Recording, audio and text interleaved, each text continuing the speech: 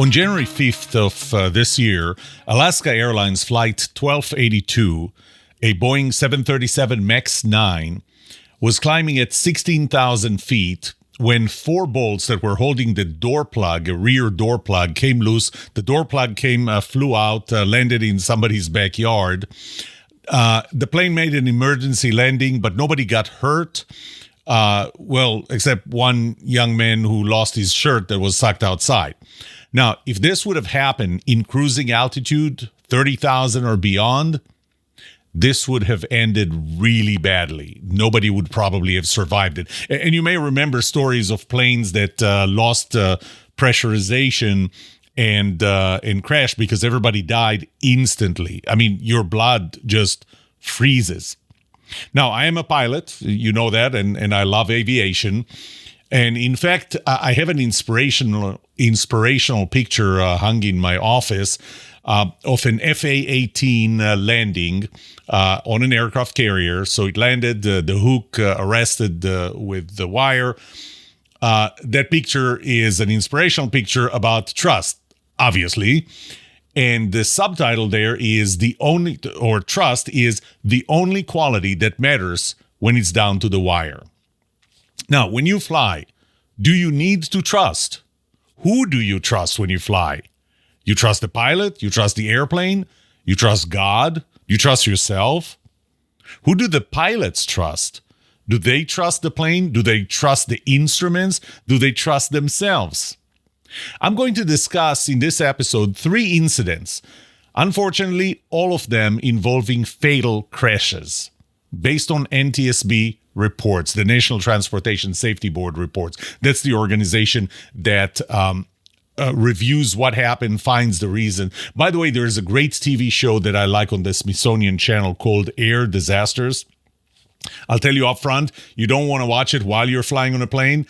And you definitely don't want to make the person sitting next to you watch it. And what I like about it, it's not really about the crashes as it is about the investigation and finding out what was the reason for the crash. The 3 incidents I'll talk about in this episode are Continental Flight 1713 in 1987, the JFK Jr. crash, and the Ethiopia Air Boeing 737 MAX 8, and another crash in Indonesia within months from one another. All of this is going to be based on NTSB reports. I'm not going to offer my own explanation of what happened and why it happened, but I'm going to discuss the trust implication of those stories right after this.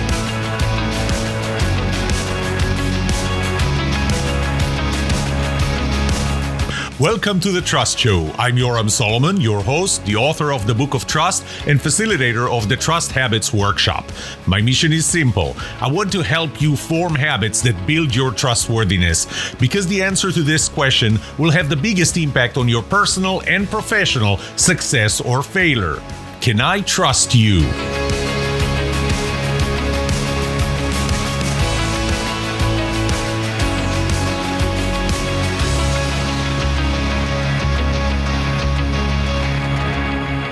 Before I start talking about the 3 specific incidents, let's start with who do you trust when you fly?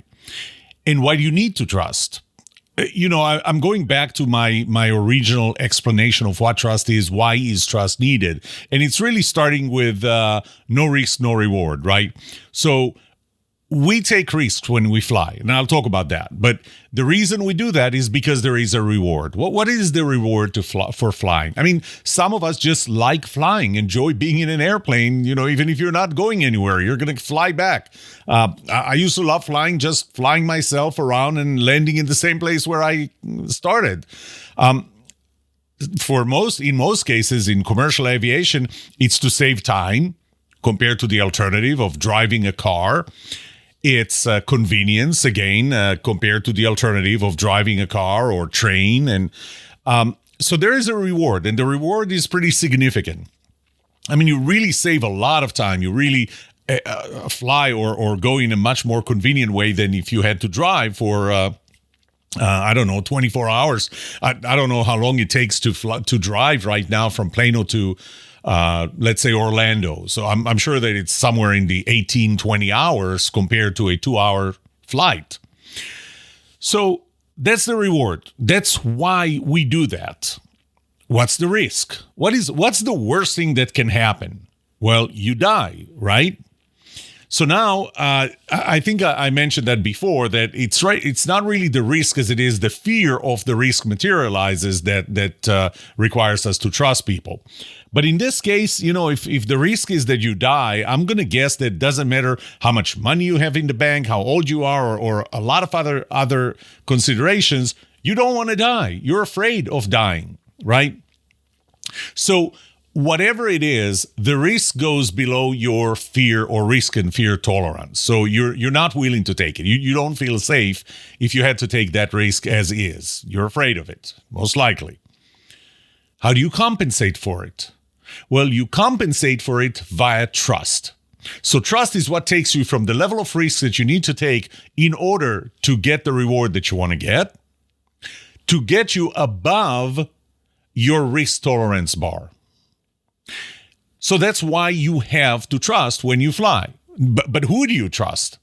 Well, unless you're the pilot, it's not so much yourself. I mean, there's not a lot that you can do to affect the safety, avoiding the risk of flying, right?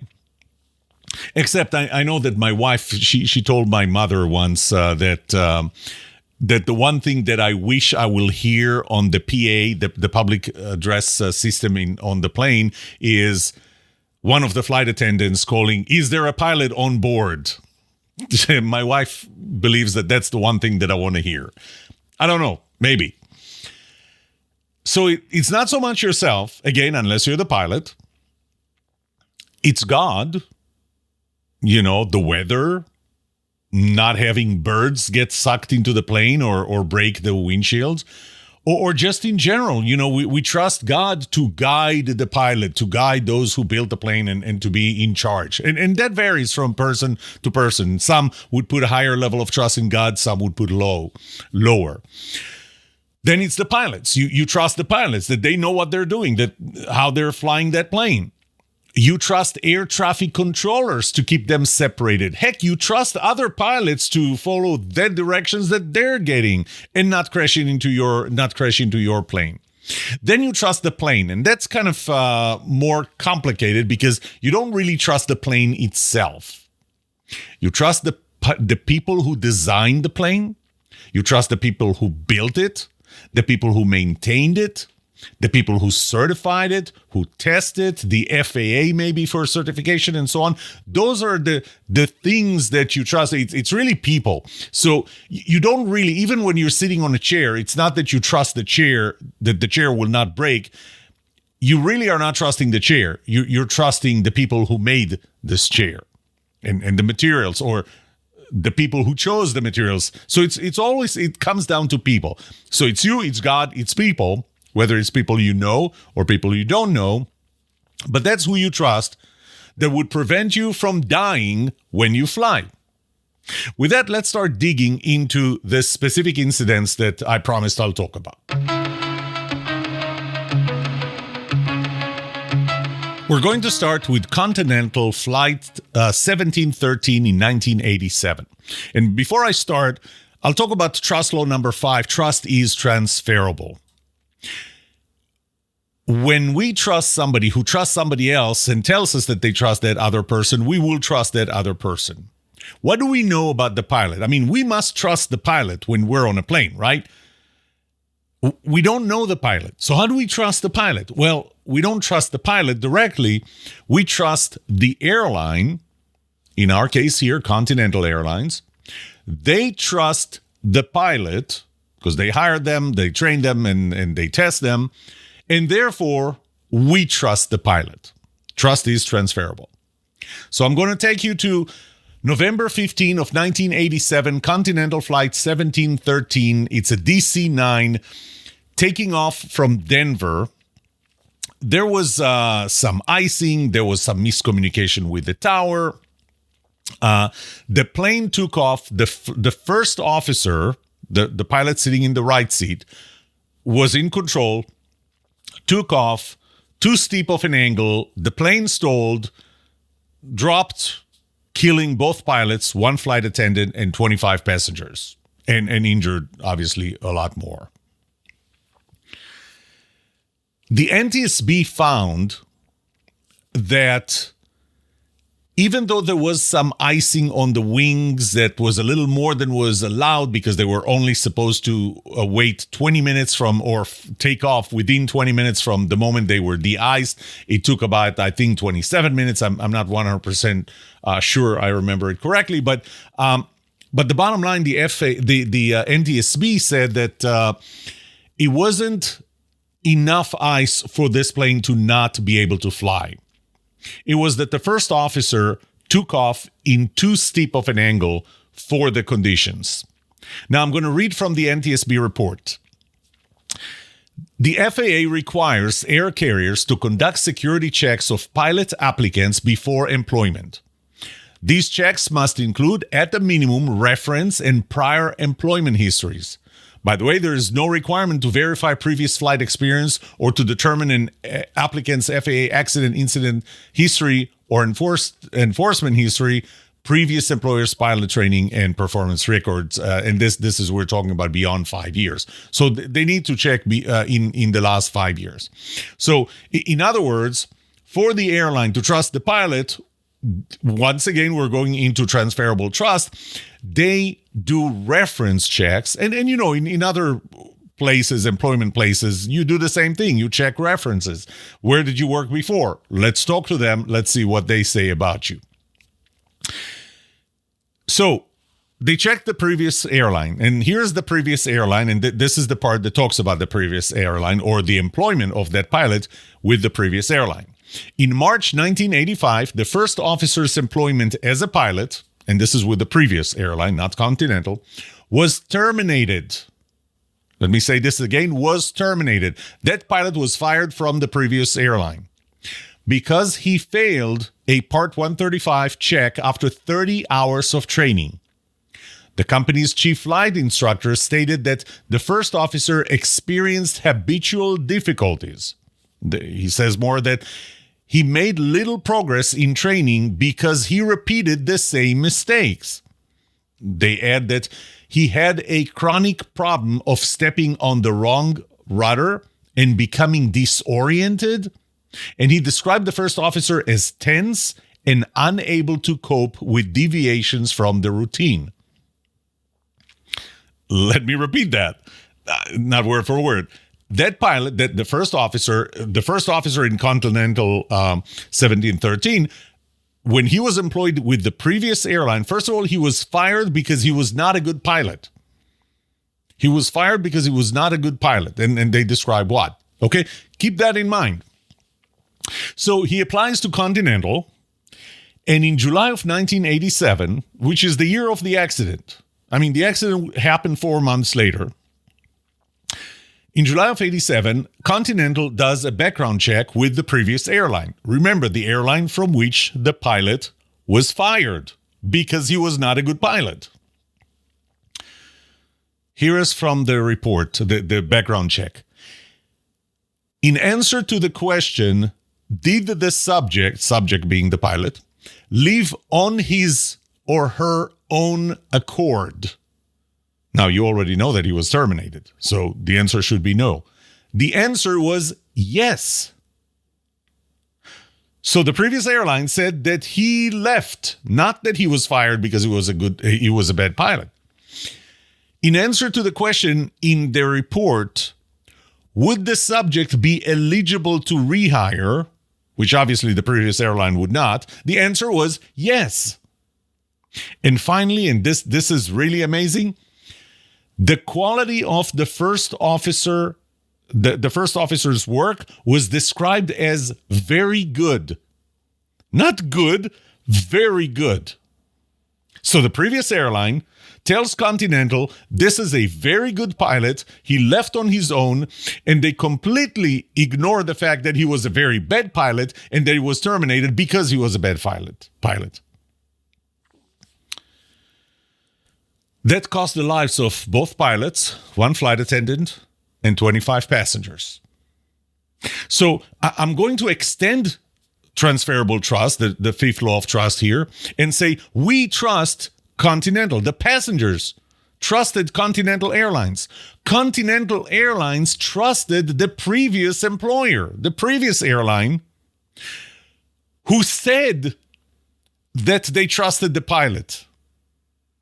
That was broken because they didn't, and Continental Airlines that relied on that transferable trust from the previous employer was misinformed. Why do we do that? And this doesn't just happen in airlines. And, I hope that it happens less now than before. And I don't really know typically what happens after an NTSB investigation is things change to make sure that something like this does not happen again. One of the biggest reasons is liability. A company prefers not to give a bad reference of a former employee so that if the employee doesn't get the new job, the employee will not sue the previous employer. And we completely ignore the consequences of doing that. So this is one story of trust in aviation. And that story had cost the lives of 2 pilots, 1 flight attendant, and 25 passengers, not to mention all the injuries.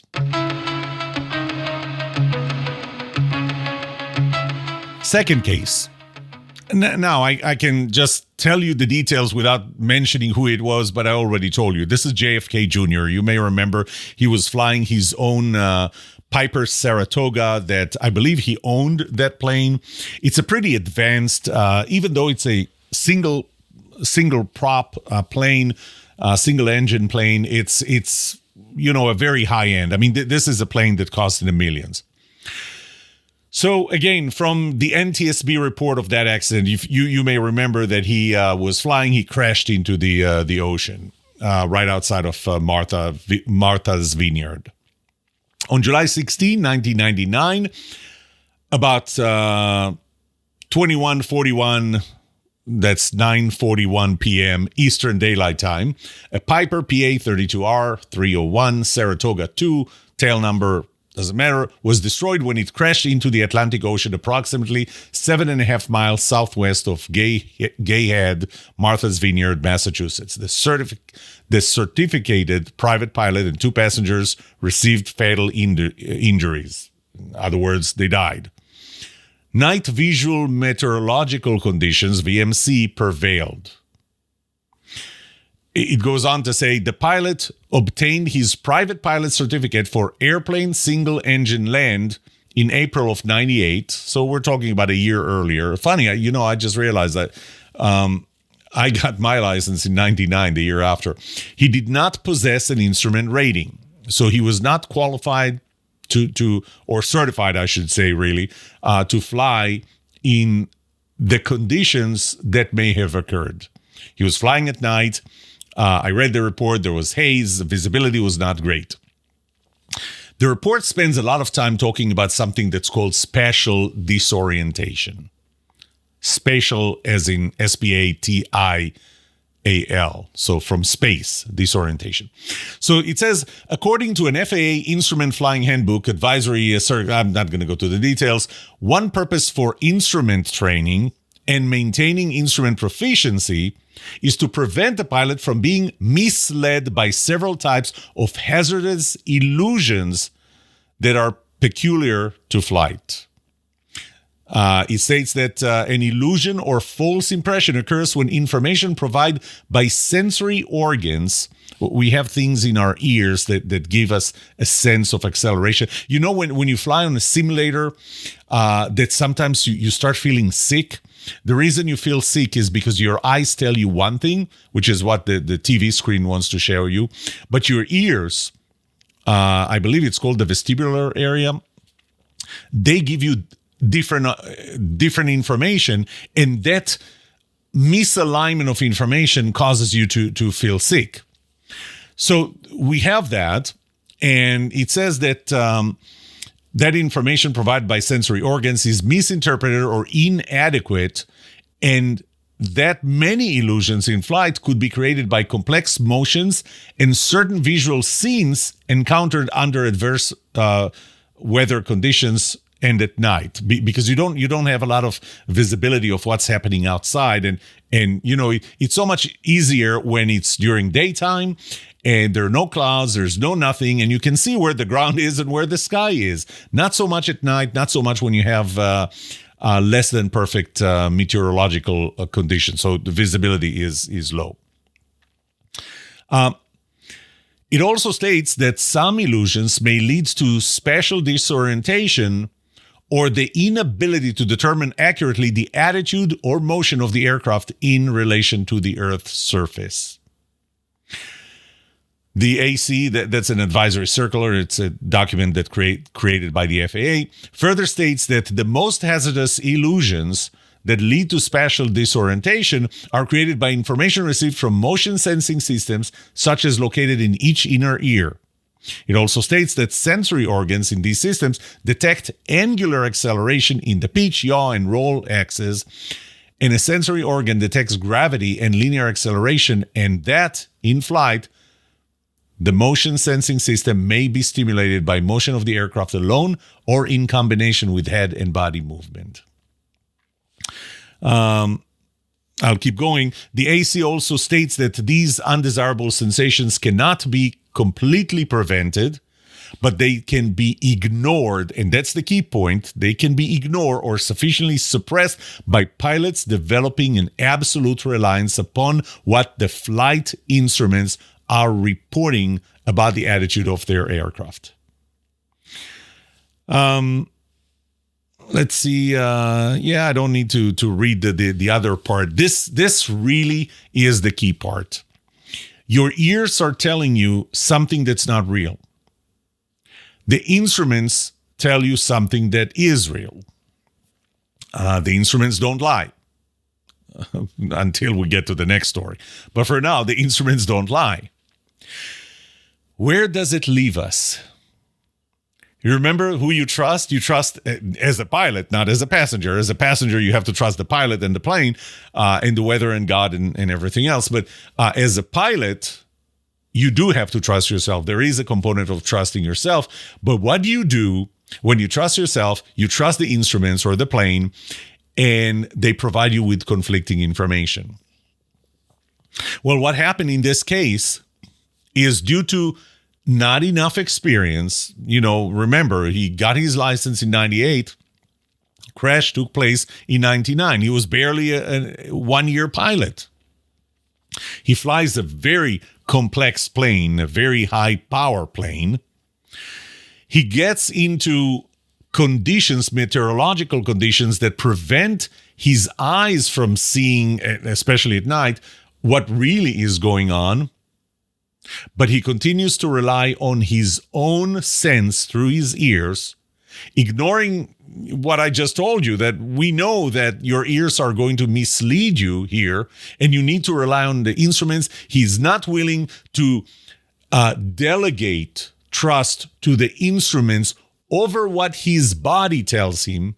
He continues to rely on himself, and because of that, he crashes. He enters what's called a vertigo. He does not know where up is, where down is, and he crashes, killing everybody on board. So this is another case of trust in aviation. You need to know when you trust the instruments. When you know, and you have to convince yourself that you cannot trust yourself and you cannot trust those senses coming from your ears. You feel that the plane is doing one thing, in reality it's doing something else. By the way, there have been so many, and I'm not talking about, a private pilot with 1 year experience, commercial pilots that made similar mistakes in crashing the plane and killing everybody on board. Okay, so trust the instruments, right? Don't trust yourself, trust the instruments.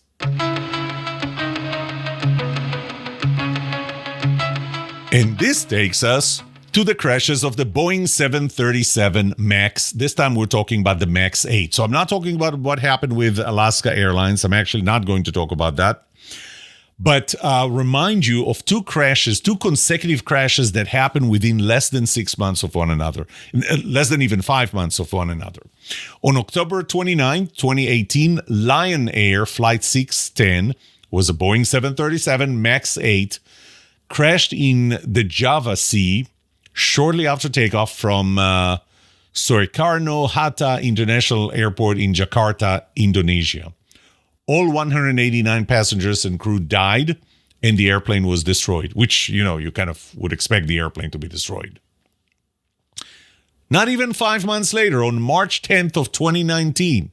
So the investigation is still ongoing, but this time Ethiopian Airlines Flight 302, a Boeing 737 MAX 8 again, Ethiopian registration, crashed near Ejera, Ethiopia. I'm not sure I'm saying this right, but shortly after takeoff from the Addis Ababa Bole International Airport in Ethiopia. All 157 passengers and crew on board died, and the airplane was destroyed.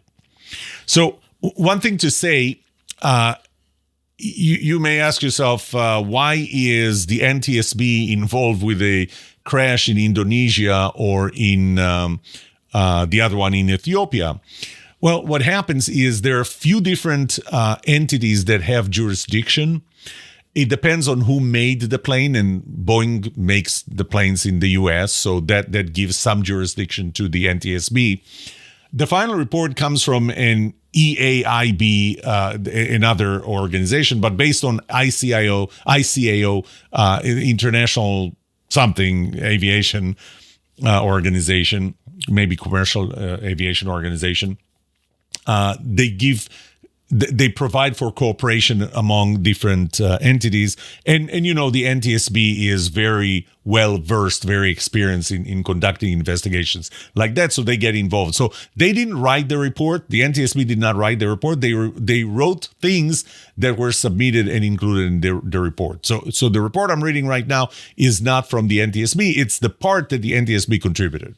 So according to that, electrical problems that existed since the time of the accident airplane's production, since production time, caused the left angle of attack sensor heater to fail, which resulted in the angle of attack sensor providing erroneous values that caused the MCAS. MCAS stands for, what is it? It's somewhere here I have the definition of what AMCAS. AMCAS is really a software piece that runs on the computer, on the airplane's computer. And essentially what it does is this. And I'm not going to go too deep into the design of the Boeing 737 MAX 8, but the way it was designed, it's a very powerful plane relative to other 737s. It has a tendency to pitch up, so kind of raise the nose when you apply a lot of power, full power, which is what you do during takeoff. Both of those, by the way, happened at takeoff. And what the MCAS system does is it lowers the nose of the plane to protect from stalling the plane. Well, what happened there was that the MCAS relies on angle of attack sensors. So sensors that tell the plane or the system what is the angle of the plane. So is it pitching up or down or whatever? And if it's pitching up too much, then it would push the nose down against pilot inputs. Okay? And what happened in that flight is that the pilots were fighting the MCAS system. Because now, by the way, nobody blamed the MCAS system itself. What they said is the MCAS and the lack of pilot training did not trigger the accident. However, it was the failure of the angle of attack sensors to fail on the accident flight. MCAS would not have activated, and the accident would not have occurred if those sensors were not faulty. So something happened. Those sensors did not operate right.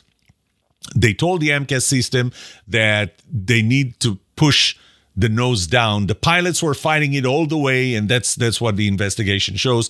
The black boxes showed the pilots were fighting it. Now, we're talking brand new planes. The pilots were fighting it. There was not enough training, by the way. But again, once again, it should not have happened if it wasn't for the sensors. You remember what I told you about the previous story, the JFK Jr. crash? You have to trust the instruments. Well, sometimes you don't. And that's a problem. Right now, in order for those two crashes not to have happened, the pilots had to ignore what the system was doing. By the way, there was a crash of an Airbus 330, an Air France Airbus flying from Brazil to Paris. And what happened there was more similar to what happened with JFK Jr., and that was that the pilots were fighting the plane. But once again, there was an instrument that was faulty. In that case, it was the pitot tube, the one that tells what the airspeed is. So it is a dilemma. You know, on one hand, you need to trust the instruments and go against what your inner ear, what your sensors in your head tell you. Your sensors tell you that you're in a certain attitude. You have to ignore it purposely and trust the instruments. On the other hand, you have two crashes of Boeing 737s, brand new ones, because the pilots trusted the system or because of the system. Once again, we got trust. We got trust issues. Now, there's one more thing that I feel that I have to say, and that is Boeing is running through those issues. So first, there were those two crashes with 737 MAX 8s, and I don't know if you remember, but those planes were just grounded on all airlines until this gets resolved. There's a whole issue of, did they cut corners to get the plane certified? Was the FAA complacent or compliant in allowing this to happen?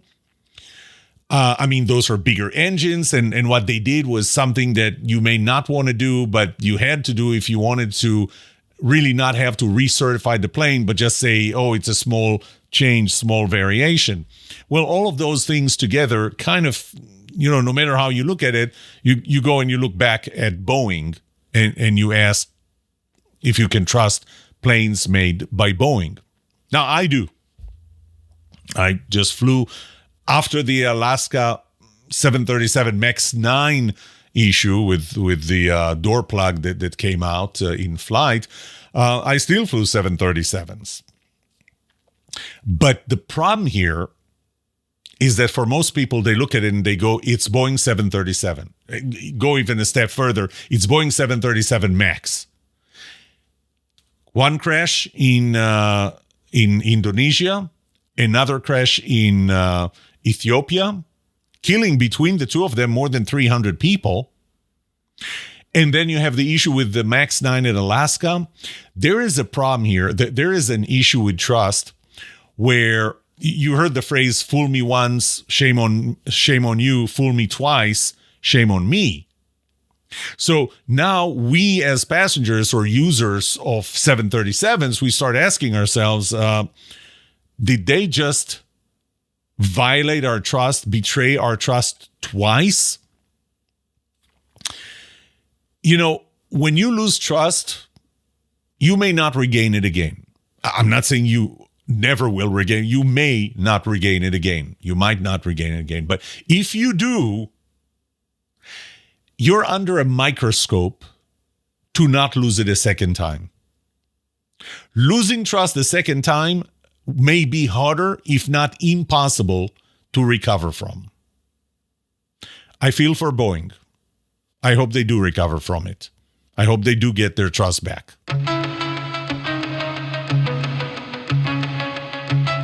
Let me summarize. Every time we get on board a plane, we must trust. We must trust the pilot. We must trust the plane. More specifically, the people who designed the plane, built the plane, tested the plane, maintained the plane, certified the plane. We trust God for the weather and not having birds, and maybe to guide the pilots or anyone involved with it. As a pilot, you have to trust the instruments, but also yourself to know when not to trust the instrument. Because sometimes trusting yourself and trusting the instruments may conflict. Hopefully in this episode, I gave you some perspective on how my relative trust model applies to aviation in general.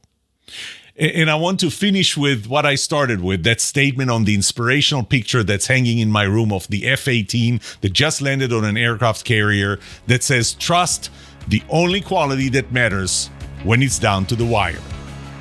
That's it for today. May trust be with you. This was The Trust Show.